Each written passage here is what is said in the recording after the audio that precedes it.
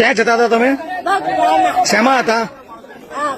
ગાડીમાં કેટલા લોકો તમારી સાથે બીજા હતા? 6 જણ છે. તો બધા અંદર જ છે બધા? હા, મેં અંદર જ છે. મારો આવડો દીકરો છોકરો કોલેજ ગયો છે. મારો ઘરવાળો ભાઈ છે. મારો જમાઈ છે. મારા બનેવી છે. બધા જ છે. કોઈ પ્રસંગમાં નમસ્કાર દર્શક મિત્રો, સૌથી મોટા સમાચાર આવી રહ્યા છે. જી હા મિત્રો, જે વડોદરામાં જે બ્રિજ તૂટી ગયું છે હાલ, તો તેમાં હાલ મળતી માહિતી અનુસાર એટલું જાણવા મળ્યું કે 10 થી 12 લોકોનું અવસાન થયું છે. હાલ જે બ્રિજ તૂટી ગયો છે જેમના કારણે ખટેરા, ટ્રેક્ટરો, જે રિક્ષા ચાલક છે, જે બધા છે વાહનો, એ જે હાલ સમુદ્ર જે પાણીમાં ડૂબી ગયા છે. ત્યાર પછી હાલ મળતી માહિતી અનુસાર હાલ રેસ્ક્યુ ટીમ તાત્કાલિક ઘટના સ્થળે પહોંચી ગઈ.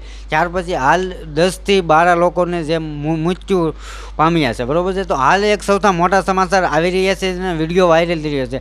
જે માજી છે એ બગદાણા જે પરમ પૂજ્ય સંત બજરંગદાસ બાબાના દર્શન કરવા માટે આવતા હતા, ગુરુ પૂનમ ભરવા માટે. તો હાલ તે અને તેમનો પરિવાર બંને જે આવતા હતા, તો હાલ તે આવતા હતા જે વડોદરા પુલમાં પહોંચ્યા, તો ત્યારબાદ અચાનક એ પુલ તૂટ્યો અને હાલ દુર્ઘટનામાં એ પણ ઓલું થયું. એ ખૂબ દુઃખદ સમાચાર આવી છે.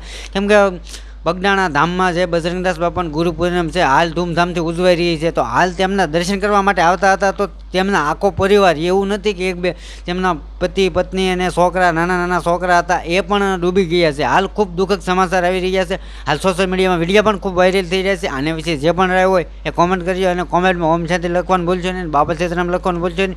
અને જો દર્શક મિત્રો આપણી ચેનલ ઉપર નવા હોય તો જલ્દી છે સબસ્ક્રાઈબ કરો, લાઈક કરો અને શેર કરો. ધન્યવાદ. જોવો સંપૂર્ણ ઘટના, હું તમને વિડીયો પૂરેપૂરો બતાવું. જોવો, ચેનલ ઉપર નવા હોય તો જલ્દી સવાલ. ક્યાં જતા હતા તમે? બગદાણા. શેમાં હતા?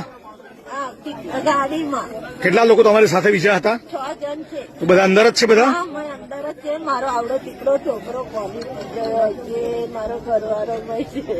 મારો જમાઈ છે. મારા બનેવી છે. બધા જ છે. કોઈ પ્રસંગમાં જતા હતા? ના, અમે બગદાણા પૂનમ ભરવા જતા હતા. મારો બહુ બધાનો છોકરો છે. તે અમે એને પગે લગાડવા જતા હતા.